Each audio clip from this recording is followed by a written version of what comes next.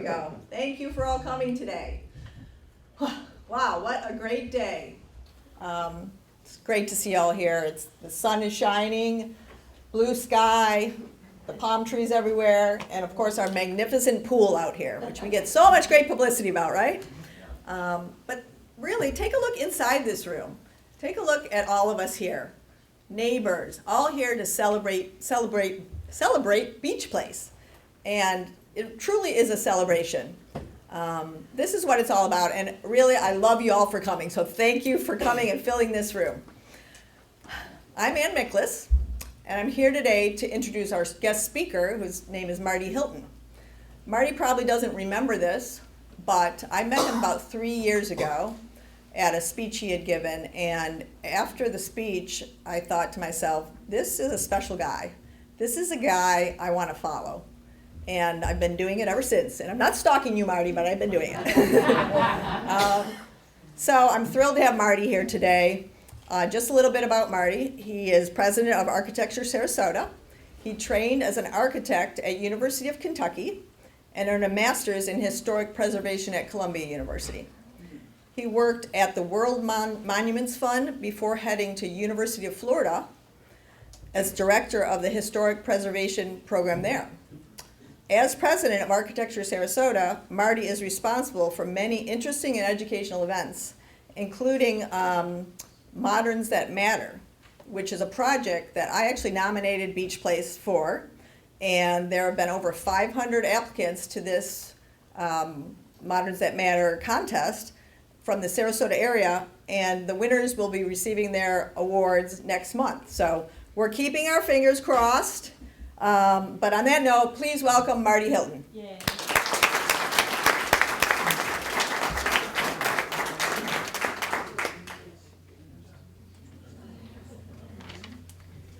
Thank you, Ann, and thank you, Jim. And thank you for all you have, your support of Architecture Sarasota and me. I did not realize you were stalking me. Not sure what I think about that, Ann. We'll talk later. So, as you know, Marty Hylton, Architecture Sarasota. What you don't know is that I'm a hillbilly from eastern Kentucky, from the mountains. My mother really is a coal miner's daughter.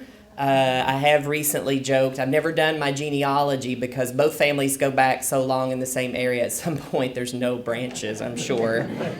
And I said, don't tell my mother that I said that. So I came here, though, 40 years ago as a 12-year-old, and it's the first time I saw innovative modern architecture. It was a building, two buildings actually, one by Paul Rudolph, who I'm going to speak about this evening, and the other by Victor Lundy. And I didn't even know, as a hillbilly from Kentucky, you didn't see a lot of modern architecture. And I told my parents, I'm like, I want to do that. And they were like, you want to do what? Like, I didn't even know how to say architecture. So from there, I went on to become an architect and an architectural historian, and then did my advanced degree in cultural heritage conservation. But my period of history is the middle of the 20th century, and the architecture, the heritage that I focus the most on is from that period broadly, but more specifically, modernist design or modern architecture. And while at the World Monuments Fund, an international nonprofit whose mission is endangered cultural heritage, I was their strategic initiatives manager, and I would create programs, including one called Modernism at Risk. Knoll, K-N-O-L-L, the furniture company, was the founding sponsor. The very first grant that we gave, and I wrote the letter, was to Sarasota Architectural Foundation in attempts to save Riverview High School. It unfortunately didn't, it was demolished in June of '09. I subsequently ended up at the University of Florida, and my research focused here in Sarasota, primarily on a man named Philip Hiss, who developed Lido Shores, was in charge of the school building program for most of the decade of the 1950s, and helped create New College. Okay, so with that, I'm going to do three things this evening. Number one, I'm going to start really big picture, and I'm going to talk about the mid-20th century context here in Florida, and then I'm going to bring it down to the Sarasota School and talk about what does that mean, the Sarasota School of Architecture. And then lastly, Edward Tim Siebert, who was the architect and designer of Beach Place. I then will end with a little bit about our organization and the Moderns That Matter program. And I'm going to leave time for Q&A after.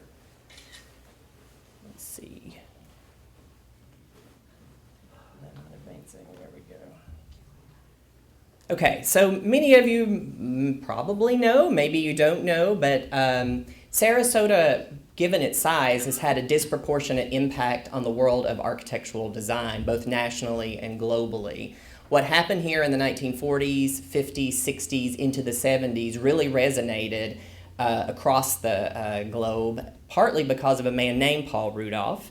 I'll talk a little bit more about Rudolph. But I would argue, and in fact I'm giving a talk in 2 weeks, tomorrow, in Palm Springs, that's really, I'm arguing that the Sarasota School never went away. It waned, but right now we have a group of amazingly talented, creative designers who are working in a modernist idiom not unlike the Beach Place architecture. In fact, I went to the Florida American Institute of Architects gathering, their annual conference in July. They give 14 awards. They're blind reviewed. That's Miami, Orlando, Jacksonville, Pensacola.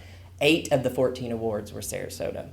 So widely published still, and people come from all over the world. I give tours from England and Europe and Asia. It's amazing. They make the sort of trip here, sojourn, to see our amazing architecture.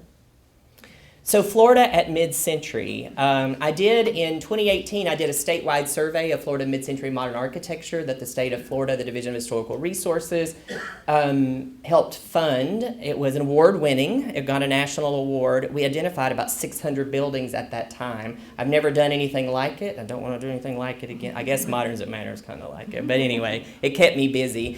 One of my favorite quotes about Florida at that time was that the 20th century was America's century and Florida was its launch pad, obviously referencing the rocket program in Cape Canaveral. So the population of Florida during that period of 45 to 80 increased by 8 million. It's during the decade, it's right at 1950 when 1,000 people a day started relocating to Florida.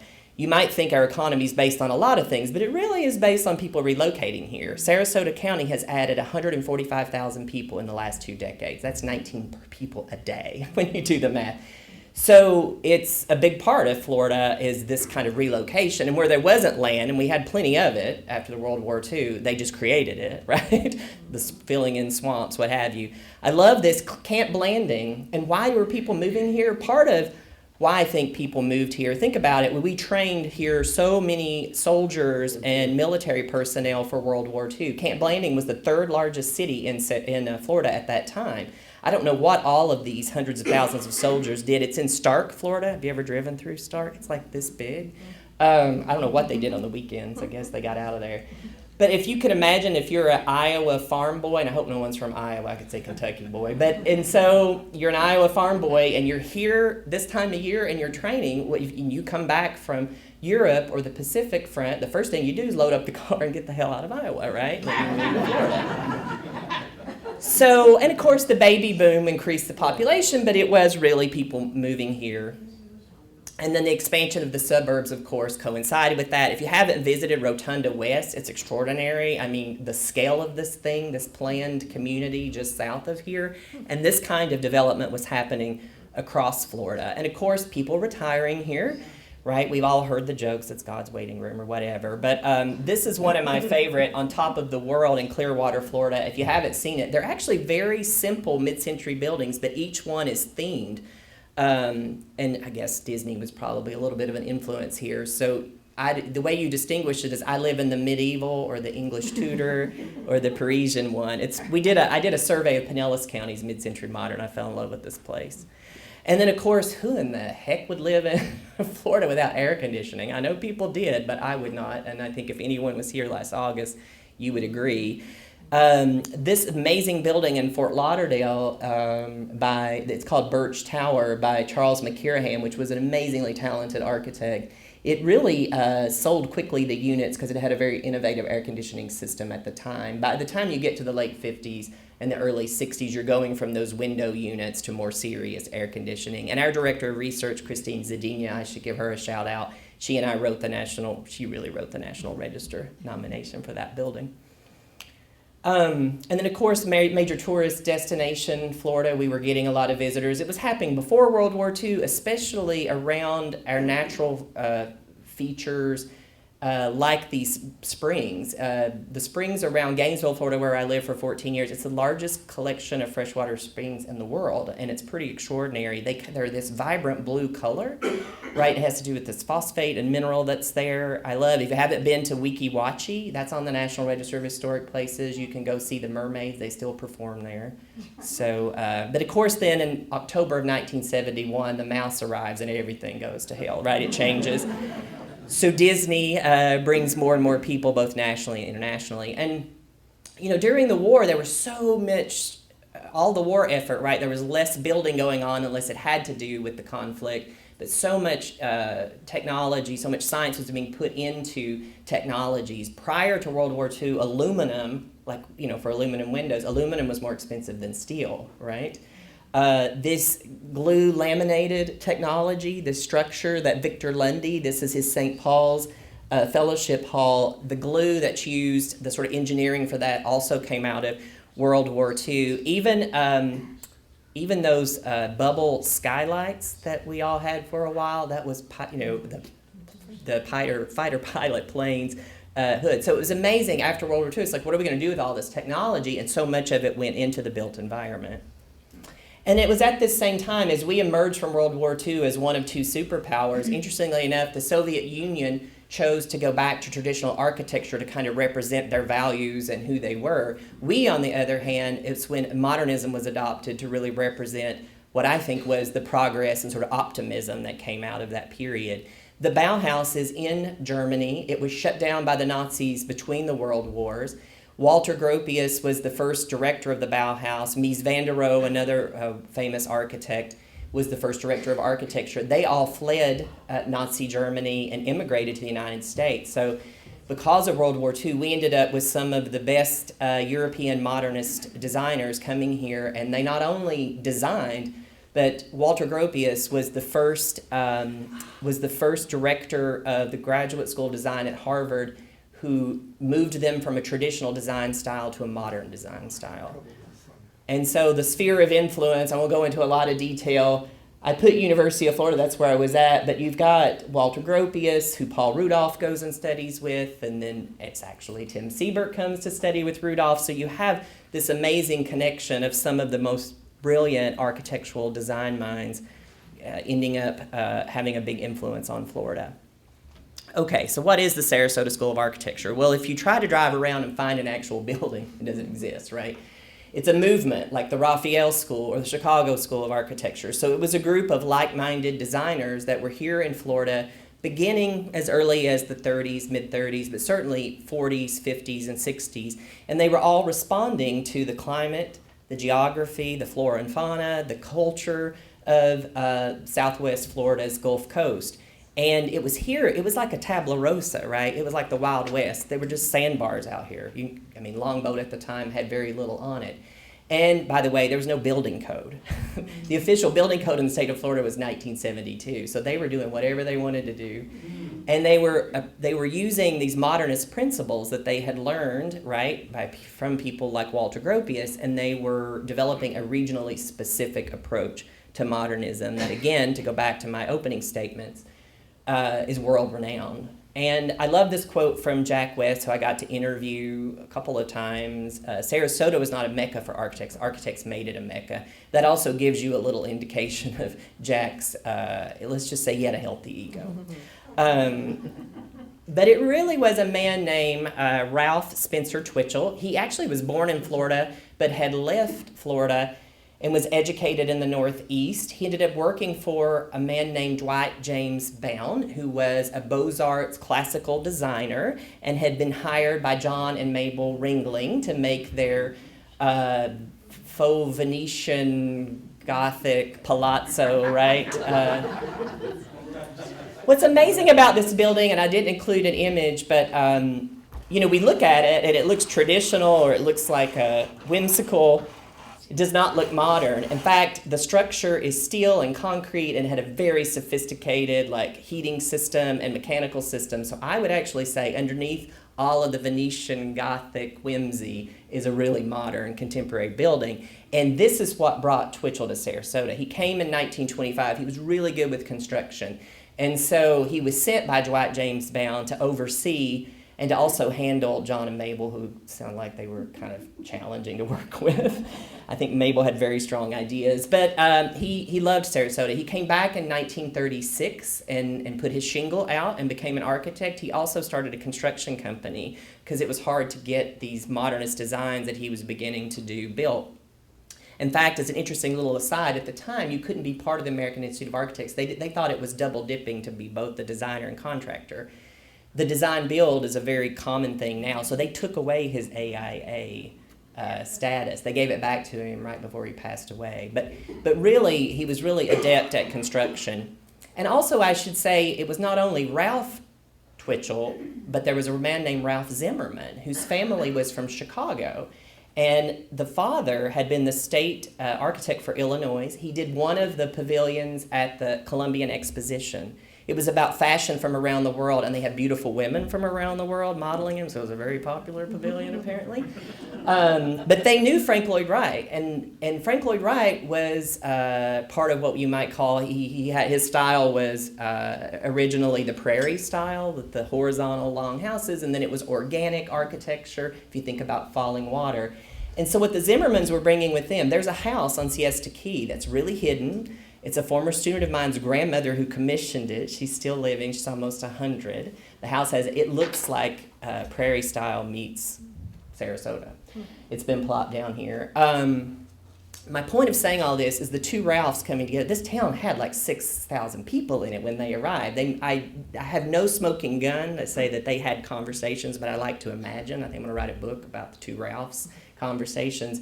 One coming from the Northeast and bringing a modernist tradition out of Europe, the other one coming from Chicago and the influence of Frank Lloyd Wright. But it all changes when, of course, a man from Kentucky, Paul Rudolph, arrives. He's right out of the Polytechnic, what would become Auburn University in Alabama. He came to see Frank Lloyd Wright's Florida Southern College, which is in Lakeland, not far from here. It's one of the largest collections, if not the largest, of Frank Lloyd Wright buildings in the world. He wanted to see it. He answered an ad to be a draftsperson to Ralph Twitchell. Ralph realized this young man was brilliant, and it was just an inspired inspiration. I will show, that's the Florida Southern College. It's the image of Frank Lloyd Wright did. The ball in the middle, if you haven't been there, it's called the Water Dome. It's a water feature that was restored, I don't know, about 15 years ago now. If you haven't been there, they give tours. It's really worth going. So Rudolph comes and he's got all of these ideas. They have amazing clients. I call them the intelligentsia of Sarasota. There were a lot of artists and writers, who were sort of progressive minded. There were people who these were second homes, or they were relocating from a lot from the Midwest, but also from the Northeast some. And you got down here on the sandbar away from your neighbors, and you don't have to keep up with the Smiths or the Joneses, and they were just commissioning or allowing these architects to do highly experimental architecture. So what you're looking at here is the Healy Guest House, known as the Cocoon House, 1950. This is Twitchell and Rudolph. And the house on either side, it's very simple. It's two walls that have 200 levers on either side. It was screened on the inside. None of these houses had air conditioning, by the way. So you cranked it open, and it was all about catching the breeze. It's cantilevered out over a canal. This is on Siesta Key. And then there's a cable system. The roof kind of dips down. It's called a catenary system. And they wet plywood, and they put that over the cables. And then this cocoon material. The cocoon material was used to mothball. It was developed and used to mothball ships after World War II, during and after the war. Rudolph was sent to the Brooklyn Navy Yard, and he learned about the material and used it then. So he said, why not? Let's try to use it on a roof. Leaks like a sieve, but it was a really beautiful roof. No, it lasted for a while, but at all accounts, it did have some issues. Frank Lloyd Wright also used cocoon on the outside of the Guggenheim in New York because he wasn't happy with the formwork. It wasn't smooth enough from him. But it goes back to what I said earlier about employing these technologies and all of that advance in technology during the war to architecture. And what was brilliant about the collaboration between Twitchell and Rudolph is Rudolph didn't know how to get his buildings built, and Twitchell did. And so the image I showed earlier of Twitchell. It's actually him between the cables. He was on site, very hands-on, getting these projects done. But you can see, I mean, there was not another house visible when this was done. It was a guest house. They were going to build a larger home that never occurred. And we do tours of the house periodically. In fact, we have one on Saturday. Personally, I can imagine it was a little bit like camping, and I don't camp, so I like to admire it, but I'm happy to leave when I'm like, it's air conditioned now, so it's a little better. So, and Rudolph went out on his own. This is his pen and ink drawing. He was such a master at drafting, and the publications during the day were a lot in, black and white. So they published really well. They were all black and white photographs. There's a well-known photographer named Ezra Stoller. Rudolph caught Twitchell out of town with his family on vacation. He brought Stoller down and photographed all of his work and then went out on his own. He separated with Twitchell in around 1950. But he had this, he was really, in terms of a school or a movement, he was a born educator. And when his images of his work began to be published, every young architect, and it was mostly men, although there were a few women associated with Sarasota School later on, but they all wanted to be here to work with Rudolph. So that's how we get such amazing designers coming down here. None of them lasted more than a couple of years. I don't know what that says about Rudolph, but I think he was a pretty tough cookie. When he left here in 1958, he went to be the director of the School of Architecture at Yale. And so he ended up training a couple of generations of designers, including a man named Lord Norman Foster, who I would argue is the most important living architect in the world. He's coming here next month to receive our Hiss Award. But that's the connection he has to Sarasota, is because Rudolph was his major professor and his mentor. He defined the architecture here as clarity of construction. You kind of look at the building and you know how it was constructed. It's that simple. Everything's left exposed. Maximum economy means, that just means form follows function, and it really was about functionality. Simple overall volumes. He did do a lot of orthogonal buildings, unlike Victor Lundy, which I'll talk about in just a moment, who was the counterpart to the orthogonal simple volumes of Rudolph. Clear geometry and the honesty in details and connections. The Revere Quality House, does anyone know the Revere Pots and Pans? Okay, so they actually had a program where they commissioned, in the end it was only about 6 houses, but they won, Twitchell and Rudolph, one of the honors of getting to design. They got some money from Revere Quality. All you had to do was use copper and brass in the design a little bit. What was really interesting about this house, a couple of things, is that, it was really meant to show how to live in a post-war America. It was on Siesta Key, not far from Cocoon, but it was really meant to be a kind of suburban house that they believed should be built anywhere. It's only about 1,500 square feet enclosed. It has a larger outdoor area. It was 2-bedroom, 1 bath, kind of a starter home. The construction is called lemolithic. There was a man named John Lambie who had created a way of pouring concrete, a unique way of pouring it really quickly. So the roof of that building is actually poured in place concrete, the lemolithic construction. It originally had a little bit of water on top, also no air conditioning, with the idea if it evaporated, it would cool things down. Again, I think it leaked, and it was a good experiment. And it's one of the most well preserved of the Rudolph houses. Actually, Twitchell lived here until he died. Right? He passed away in the home. And then Rudolph did mostly residential, and I would consider this even sort of residential scale. Sanderling on Siesta Key. There's a series of very elegant beach pavilions, very shallow arches or vaults. And half of it's enclosed, and it's just a changing area, and it had a sink, right? You could go down there to the beach with your family or your kids. Most of the structure was front porch, and he was from the South. And the siding is kind of clapboards, like horizontal boards. He was really influenced by vernacular Southern architecture. And even the ceilings are painted blue. Now, Twitchell painted all of his ceilings blue. In fact, they call it Twitchell blue. I'll show you in a moment. We just did a conservation study. He described his blue as the color of the Gulf in February on a cloudy day. Good luck. Go to Sherwin-Williams, see what they say about that. But there's also a tradition in the South. My grandparents' porch was painted blue because birds don't nest, for example, and so there was a practical purpose for that too. Okay, then we get to Philip Hiss. Maybe it was you heard me speak about Philip Hiss when you started your stalking thing. Yes. But Hiss, yeah, I tend to get a little obsessed with my subjects. So, like, I have report cards from Hiss. Like, I got a little obsessed with Philip Hansen Hiss.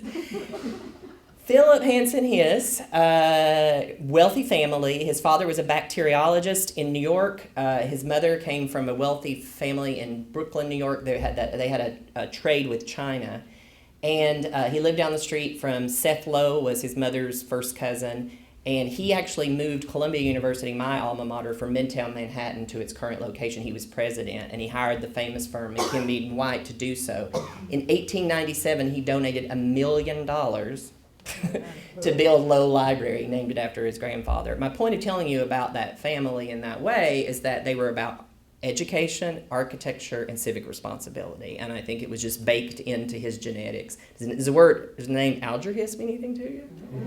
Well, that was Philip's first cousin, and they were tight. He was hired by Alger into the State Department, and I had his records petitioned. He was OSS, a precursor to the CIA. And he traveled extensively, Hiss did, and he did a book on Bali, and he was really interested in the traditional architecture of these stilt houses, right, that have the palm frond sides. So when he came just south of here on Lido Shore, the very first house was the Hiss house. And he raised it off the ground, stilts. It was 1 room deep. It had the jalousie windows that you could crank. Again, no air conditioning. He said stilt houses gave you 3 things. 1, it gave you a view. 2, it got you up high, so you got those breezes on the coast. And 3, it gave you some shade beneath. You can see his pool kind of slid underneath. He went across the street and did another house that he used as his studio. It's called the Hiss Studio, and it's still there. Unfortunately, the house in the previous image has been demolished, but his studio's there, and sometimes it is open for tours. Edward Tim Siebert, who I would talk about more now, actually was the draftsperson for Hiss. And this building was one of his earlier first buildings in collaboration with Philip Hiss. You can see Philip Hiss's Rolls Royce parked underneath. Again, he had some means. And next door, Hiss and I call Hiss the impresario of the Sarasota School. He actually never went to college. I think New College was he helped design the curriculum there originally, which was not graded, and it was all about developing your own approach. And I think he developed the school, super smart guy, super well read, but I think he developed the college that he would have wanted to attend. And but I call him the impresario because it was his connections in New York that got Rudolph's work published, and they got really close. So in 1953, next to the Hiss studio, across from the Hiss's main house, he commissions a spec house that's now known as the Umbrella and is one of the top 5 probably most iconic modernist pieces of architecture from America in the mid-20th century.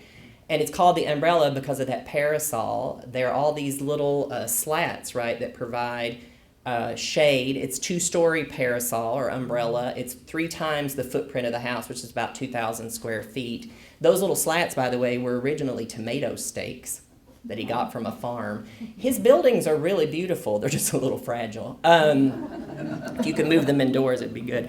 But you can see the back of it. And again, this was about how do we build in the post-World War II era. With one exception, the railing, nothing is custom on this house. We have the receipt from Sears and Roebuck when they ordered the 2-story jalousies. You could order them back then that way. So this house is now owned by the chair of our board, and the plan is to transfer ownership to the organization to make sure it's preserved, and we often do events there and open it to the public. But there is Hiss. He was right out of Central Casting, by the way. There's a great photo of him. He looks like Cary Grant. There was one of him and Betty Davis. It looks like, he was a movie star. So it was really his values, I call them themes. It was his values that really, I think, embody the values of the Sarasota School and embody the values of our organization today. And that idea about environmental or contextual adaptation, that the architecture has to be built for the geography and the climate and the sociocultural context. We say the word sustainability and resilience a lot, but back then, he was building sustainably and resilient, and Rudolph was designing that way. Experimentation and innovation, the cocoon material allowing, for that kind of experimentation. Sometimes it goes right and sometimes it doesn't. And because of Alger, and because of who he was and his family, he had very strongly held feelings about democracy and in the United States. And he was on the school board from 1952 to 1960. He chaired it the last 6 years of his tenure. He was very much against segregation and worked internally to kind of combat that, and then was very outspoken once he left the school board. The full integration here in Sarasota County in Florida in many places didn't occur till the early 1970s. As a counterpart, though, to Rudolph, you have Victor Lundy, where Rudolph was all about the box, Lundy's all about the curves and round, and he was the sculptor of space. He was the self-proclaimed wild man of he went to the Graduate School of Design at Harvard. He was an infantry soldier in France. Once we broke through, the beaches, he almost lost his life there. There's amazing sketchbooks you can find online from his time. He was always painting and drawing in the field. But he brought back, I think he had this kind of zest for life that I can only imagine was partly because he survived the war. And we were lucky to have him here. He and Rudolph sort of paralleled one another. The bottom right, I'm going to come back to this one. This is the Blue Pagoda, which is at the Bay. That was the first Chamber of Commerce. When he submitted drawings to get the commission, he actually submitted one drawing and 4 paintings. You can see the paintings are in our office because he was so good at illustrating through color. The one on the bottom, does everyone know Sarasota Art Museum, which is the Collegiate Gothic Regional High School on Tamiami, and there's the big red sculpture. And there's this funny white building next to it. Underneath the white of that building is this amazing, it was called the Galloway's Furniture Showroom. It was a glass drum with a suspended mezzanine where a lot of longtime Sarasotans told me their parents drugged them to pick out a sofa. So underneath there is, there's a lot of material still left. And then there's the Sarasota High School edition.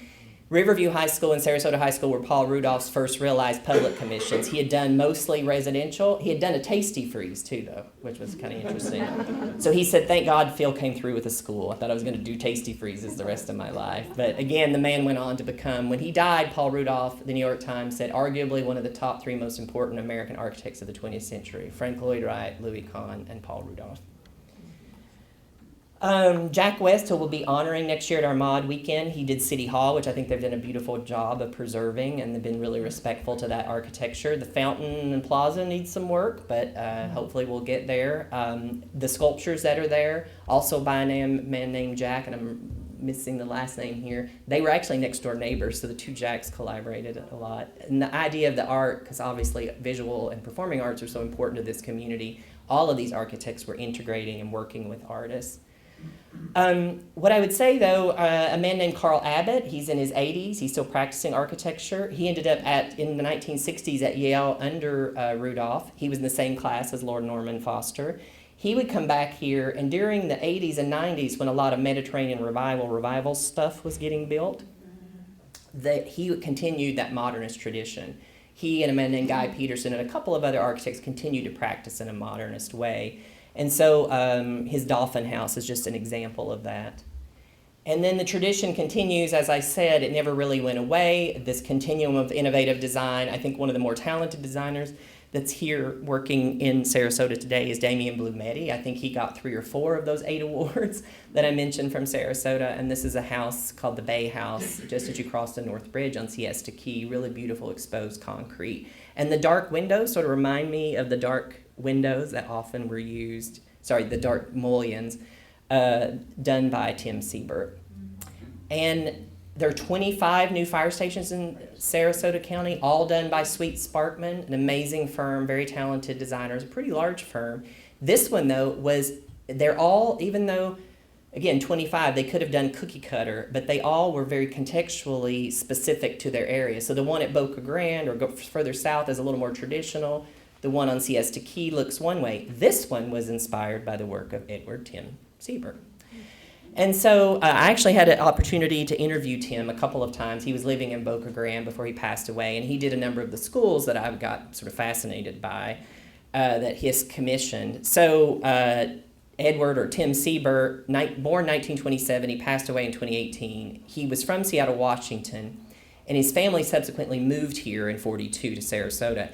And between 47 and 50, he majored in art at Stanford University. He thought he was going to be an artist, but he was exposed to the work of Frank Lloyd Wright and the modernist architecture in California. In Sarasota, he witnesses the emerging residential designs of Ralph Twitchell and Paul Rudolph. It was this last discovery that convinced him to become an architect, and he transferred from Stanford to the University of Florida, where he studied architecture and graduated with his degree in 1953. He began as a draftsman in the Sarasota office of Paul Rudolph. Again, for those of us who are real modernist architecture junkies or aficionados, to go from Walter Gropius to Paul Rudolph to Tim Siebert, that's a pretty amazing lineage in terms of being trained. So he would eventually, in 1955, he opened his own office, and it still exists today, the sort of successor firm. But of the architects who stayed, including Jack West, I think Siebert was, in my opinion, was the more talented of them. Jack was also very talented, but I think that Tim's architecture throughout his entire career, which spans from the 50s, 60s, 70s, 80s, even into the 90s, to have almost 5 decades, it's just this amazing, consistent high level of design. And I liked this quote from one author of the book, The Florida Modern. The Sarasota region abounds with examples of Siebert's, bold mid-century modernist designs. His work has been recognized for excellence at the local, state, and national levels, with his designs appearing in newspapers, professional journals, and books.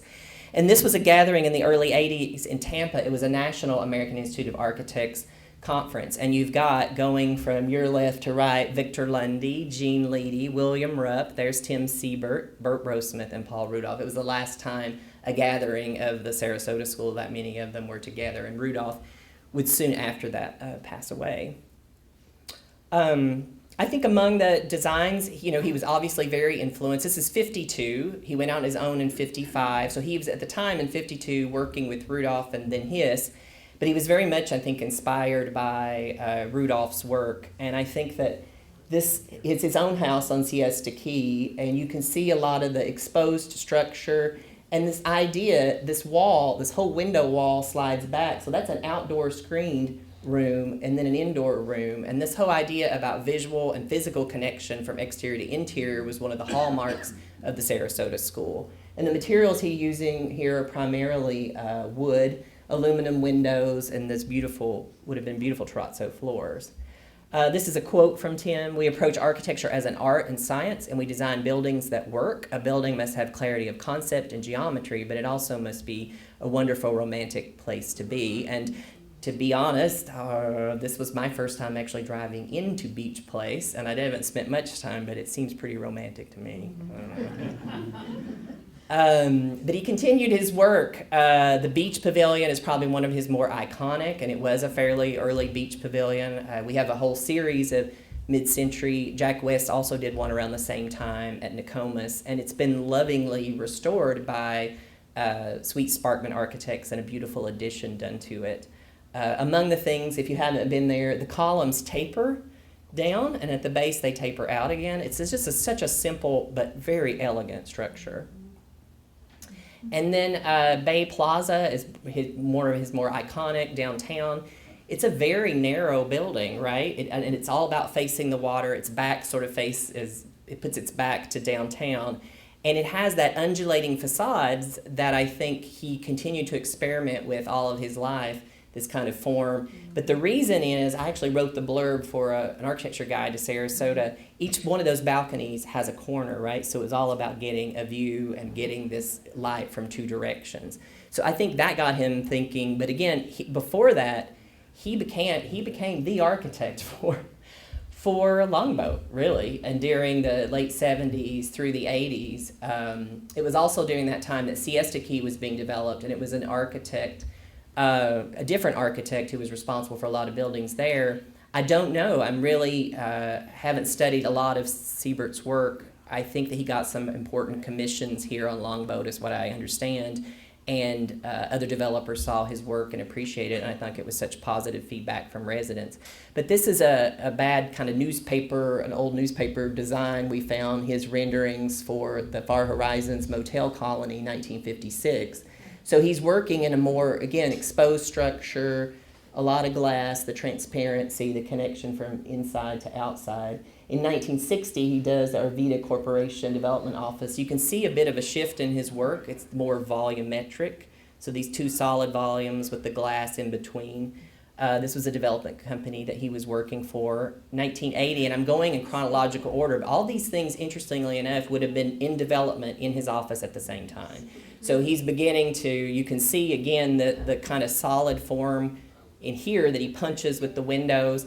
The lighter color, like I'm pointing here, in your clubhouse with those dark windows, right, mullions, and the aluminum railings and the aluminum panels. And then there's Sunset Beach, 1983, and I should say Bay Plaza was right, 82, 83 as well. In on the beach. And then, of course, your Beach Place Clubhouse. I think this historic image came from the archives at the University of Florida, is right? But I think it's such a beautiful photograph. If you don't have a copy, maybe we can get one for you can hang in here somewhere. We can get it printed. But what I found interesting about the work here, again, it's more volumetric, these undulating facades. And what I really find beautiful and elegant about your buildings, well, first of all, look at the quality of the light as it hits it, right? The way it undulates in and out. But to have, it's called a brise soleil, and it's usually at a much smaller scale, but when you walk up to your homes, you have the little bridge over, you're actually occupying what I would call is like this human scale brise soleil. Mm-hmm. And maybe he was influenced some by the work of Le Corbusier, who was a famous French architect who did that. I don't know. Again, I'm learning more and more about Siebert. But I can say that his footprint here on, his imprint here on Longboat Key is extraordinary, and you all are amazing stewards of a very important property, and I think you understand that. We have lost some of his work. We've lost a lot of the Sarasota School work, but I think that we can, as a community, do better, in terms of preserving our architectural heritage. A little bit about Architecture Sarasota, and then I'm going to wrap it up. I've gone a little long. I love looking to the past to look forward. That's the space I operate in. So preserving the legacy of the Sarasota School and everything happening at that time, but also advocating for good new design in the built environment. We have a lot of programs. You can do yoga under the umbrella. You can come to a Lego class. You can take a kayak tour. We have our mod weekend. If you haven't done, mark it on your calendar. It's just one tour, one amazing event, a symposium, trolley tours, walking tours, and it's going to get bigger next year, we think. And we're going to honor Jack West. Tim Siebert was honored in 2017. We're doing digital documentation. This is the Revere Quality House. We're documenting all the properties that we have access to or are responsible for in terms of stewardship. This is the paint study I mentioned of Revere Quality, because the paint that's there now is what you see. What you're on the right, it's called a paint chromochronology. This tiny little chip, it looked like a piece of paper. It had 8 layers in it, and the bottom layer was the Twitchell blue, the color of the Gulf on from February gray day. So now we're learning what these colors are like. Those red columns were actually yellow originally, and there was a pale yellow that Rudolph did. We're also collaborating with amazing universities, top-tier design and research universities across the country. Last year it was Yale, Syracuse, Kane University, New Jersey, University of Florida, South Florida, Miami. This year it's Hampton University, which is a historic black college and university, and they're going to work with us to see what it might be like to take this building you see here on the bottom and return it to its original state. That's Victor Lundy's Galloway's Furniture Company. And I mentioned Riverview High School. Paul Rudolph, again, top 3 most important architects in the country of the 20th century. His very first public commission, the school board voted 3-2, and they demolished it. And that was after a major prolonged battle, a national, international competition that the World Monuments Fund helped support. So this was as close as I've ever come to chaining myself to a bulldozer. I haven't done that yet. I don't like to call myself I call them foam at the mouth preservationists. They get a little like rabid and crazy about things. And can I say one thing about preservation too, though, that I don't want to, I'm all about development is inevitable and development can be really well done, and I think that's important. I don't really in the end care about what color you paint your front door, even if you're in a historic district. What preservation really is about managing change, and managing change, understanding the values of a community and its state. And when I say community, it could be this community right here, Beach Place. It could be the community larger in Sarasota. We have this downtown series that's going on now. If you're not aware of it, there might be a few tickets left for the last two, but we're looking at what's happened to Sarasota over the last 20 years with all the development, and what did we want Sarasota to be in 20 years. It's about managing change, and that brought us to the Moderns That Matter. If I need to get a map to show how many landmark buildings have actually been demolished in Sarasota. It makes me hurt to see. But there's just not that ethos of preservation that we would hope for. It's Florida. It has been about development, right? It's about 1,000 people a day moving here. Will Rogers, the entertainer, called the crane the state bird of Florida, and he meant the construction crane. He didn't mean the crane. And that's how it's always been. When the Moderns That Matter exhibition opens, there's an amazing timeline that Christine really helped put together, but the theme of that timeline is about every 20 years, the population here doubles and the place completely reinvents itself, and everybody laments poor Sarasota's not what it was, and then we just look forward and keep going. And that's what it's been. So Moderns That Matter, we have seen a lot of change. I've seen a lot of change since I've been coming here for 40 years. We actually have surveyed 800 properties ourselves since April, and we're developing a geospatial database, like a map. You can go on our website eventually and click on the Umbrella House and bring up information about it. We also opened up public nominations. I asked some of my friends, like Virginia Shear, who's executive director of Sarasota Art Museum, another friend who's with the local theater group, the Players Club, who's taking on Payne Park. We had an intern who knew college. They nominated their favorite places. As Ann mentioned, she nominated Beach Place. We had over 580 nominations. So from this combined list, some of it overlapped. It's at least 1,000, probably more like 1,100 individual. We're actually going to select the Sarasota 100. It's already been selected. The Sarasota 100 will get announced on March 20th at a large event at McCullough Pavilion. There's an exhibition. There's about a 124-page publication that will come with it as well. And these are all the surveys we looked at, 30 years worth of surveys, all of the archives, every locally, state, national register nomination or listed building here in Sarasota County we looked at. Exhibitions, media, we had our research team, public nominations. We announced the Sarasota 100, and from that, that's going to be our priority list as an organization of the things. What's interesting, though, is it's not just historic buildings. There was a building built that was completed last year that was nominated. People nominated things. The Bay was nominated, right? Like, these are the types of projects that we should be doing as a community. So this list was a little bit different. It wasn't your normal preservation list. And we did it across 10 categories: single, multifamily, recreational, civic, commercial. This gives you an idea.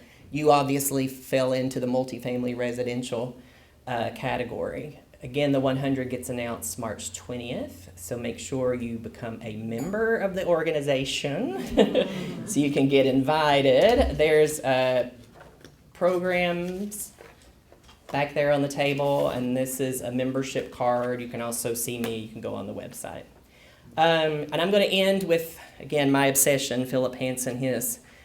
Buildings speak a great deal louder than words. They say many things about a community's attitude toward education, toward intellectualism, toward creativity. They speak of interest or apathy, pride or neglect. And I think that we as a community, I hope, are projecting interest and pride. Thank you.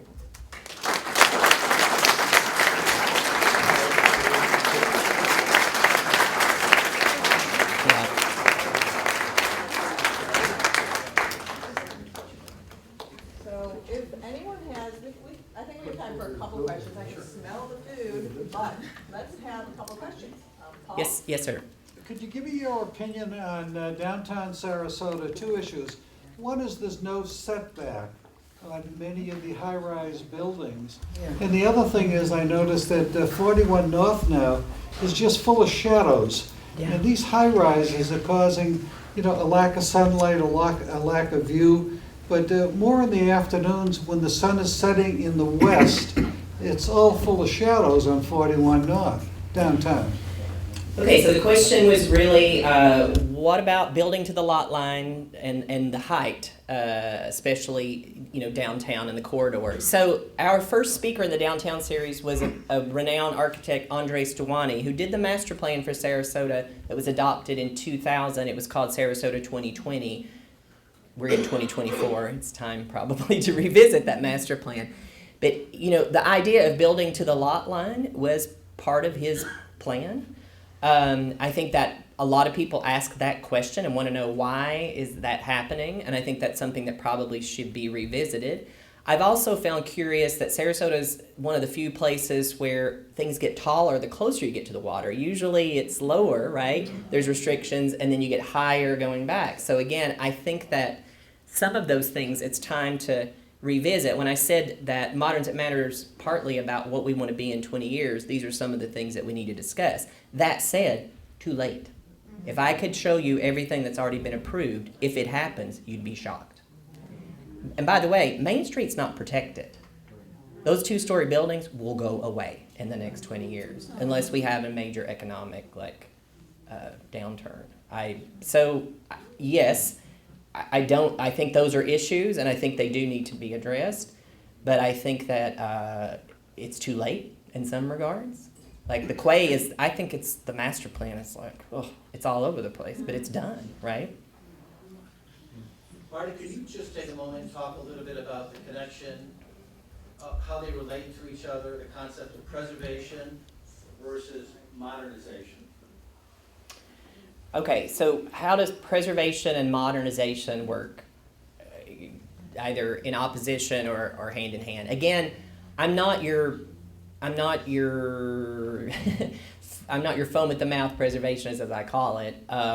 Again, I think preservation is about managing change, because modernization it's going to happen, right? Development is going to happen, at least in a place like Sarasota. I mean, when Andres Duani was here a couple of weeks ago, I think a lot of people, we had 500 people at that lecture, I think a lot of people expected him to kind of lambast how the city has used his plan, right or wrong.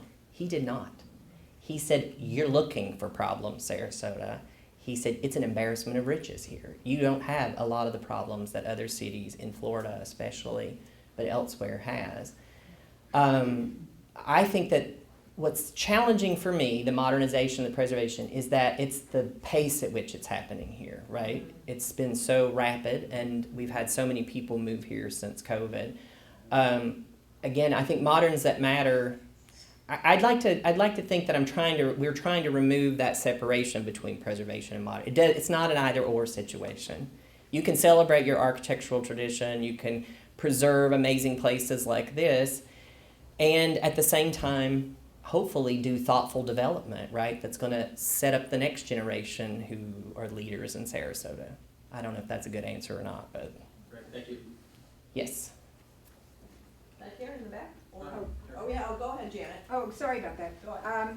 So I have two questions. One is, one of the things I love about Sarasota is the sculpture, the sculpture all around, and I'm wondering how that, what the relationship is between the work that you do and the architects that you're talking about and the presence of all the sculpture. And then the other part of it is, I remember when we closed on our condo here in mid 20-teens, being on the top of a building and looking over this vista of buildings, no solar panels. And I'm also wondering to what extent issues like that figure into the kinds of preservations and the. So the questions about public art, sculpture in particular, relationship to architecture, and then about solar panels or green energy and our switch, hopefully, from fossil fuels to other means of powering our buildings and running our AC. Okay, well, the Bauhaus was all about the integration. They saw architecture as the Bauhaus in Germany, roughly translated means big house. And the idea was that a lot of the students learned painting and art and sculpture. Architecture was brought all the visual arts together. At least that was their way of philosophically thinking about it. And I think that that was very much the case here in Sarasota. Those sculptures that are at City Hall Park were deliberately a collaboration between the architect and the artist. So I think that, and even new houses and buildings being built today often integrate art, murals, what have you. So I think, this is a very rich arts and visual arts and performing arts culture, right? We're the cultural coast. So, and I think that architecture is a part of that. So I think it's really integrated. The one thing that was not in my bio, my other research track is coastal resilience. So I spent 3 years with the World Monuments Fund and the National Trust for Historic Preservation on the Gulf Coast and Mississippi, the Gulf Coast of Mississippi and New Orleans after Hurricane Katrina. And that was the first, I'd worked on flooded buildings before, but I'd never worked on a natural disaster. And at that time, that was the biggest one in our nation's history. So I learned a lot, worked really closely with FEMA, even though I'm not sure, I didn't learn much from FEMA. But I learned, it's gotten better. Because of that storm, it got better. And by the way, people ask, they're like, how did they choose you to do this program? And I said, because Southern's my one language skill.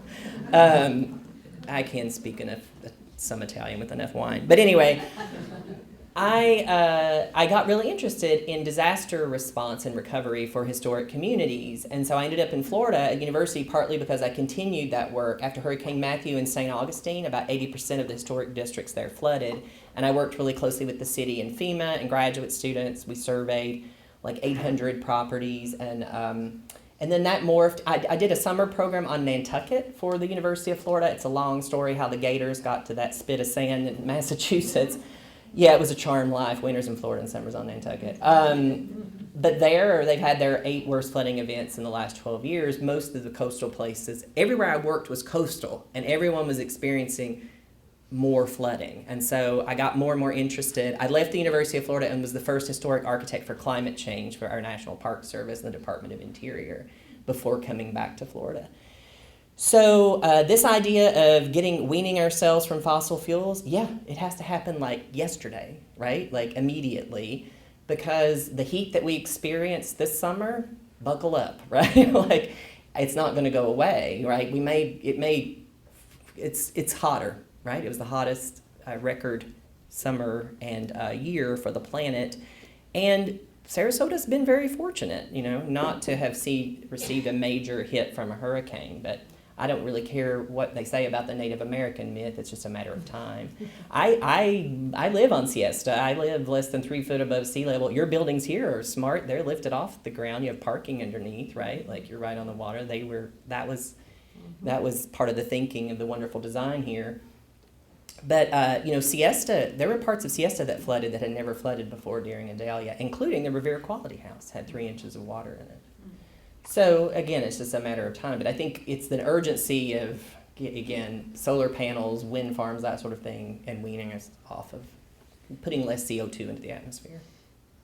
Okay, time for maybe one more question, since Marty will be here during our reception. There's one down here. I know we've got front, one too. back here that was waiting. Go ahead. Hi, my question is, you mentioned Main Street. My understanding on Main Street is severely protected for zoning, that all the little retail and shops could stay.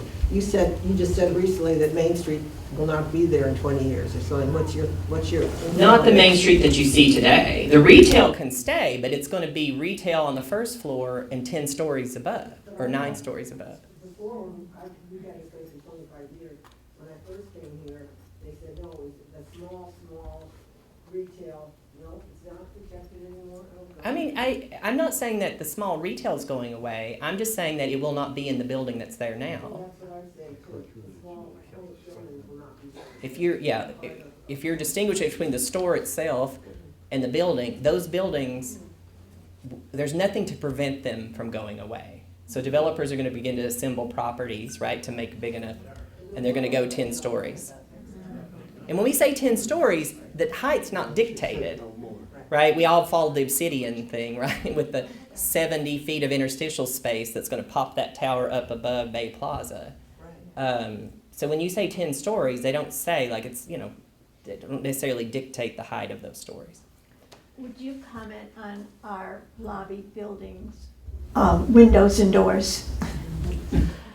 I would accept, this is my first visit here, and I haven't really looked that closely, so I'd probably be in trouble. Can I say this, though, as I walked by the couple buildings I did, the main doors, the design of them, I was blown away. They are so beautiful. I mean, is it like, I love those doors. I took a photograph. I told Christine, I was like, I don't know, I was just blown away. They're so beautiful. And they're painting them all now, so that's even better. So Marty, thank you so much. That was Thank great. you. We'll be